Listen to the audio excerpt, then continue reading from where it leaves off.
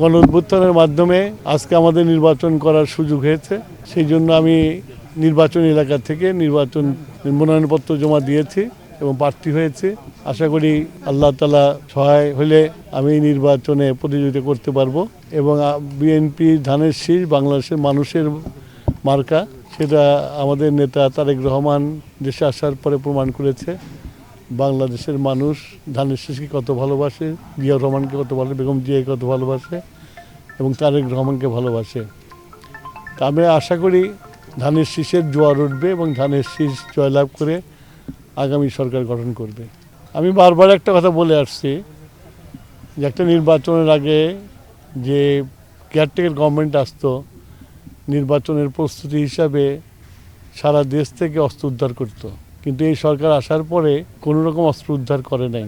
এবং শুধু তাই নয়, যে যারা নাকি সন্ত্রাসী করে তাদেরকেও গ্রেপ্তার করে নাই।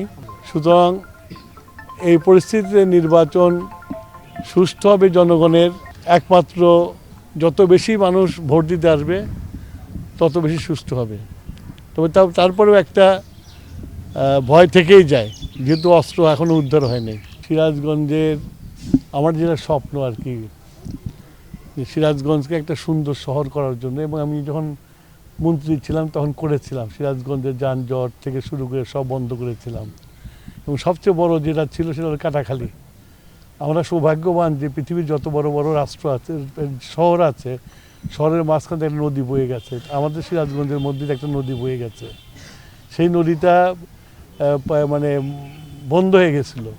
আমি সেটাকে পুনরুদ্ধার করেছিলাম, পুনরুদ্ধার করে ওটাকে উন্নয়ন করেছিলাম। তো ওটাকে আরও সুন্দর করব এবং সিরাজগঞ্জের সবচেয়ে বড় যেটা প্রয়োজন সেটা সন্ত্রাসমুক্ত সিরাজগঞ্জ। সিরাজগঞ্জের শহরে যেন আর কোনো মা তার সন্তানকে না হারায়, এটা হলো আমার সবচেয়ে বড় প্রায়োরিটি। আর বাদ বাকিগুলো তো অর্থনৈতিক ওগুলো তো আছে, কিন্তু সবচেয়ে বড় যদি শান্তি যদি না থাকে, অর্থনৈতিক উন্নতি করে কোনো লাভ নাই। তো সিরাজগঞ্জ শহরকে একটা সুশৃঙ্খল শহর রূপান্তরিত করতে হবে, ক্রাইম ফ্রি শহর রূপান্তরিত করতে হবে, সিরাজগঞ্জ জেলাকে ক্রাইম ফ্রি করতে হবে। এটা যদি করতে পারি তাহলে অটোমেটিক্যালি সিরাজগঞ্জে উন্নয়ন হবে।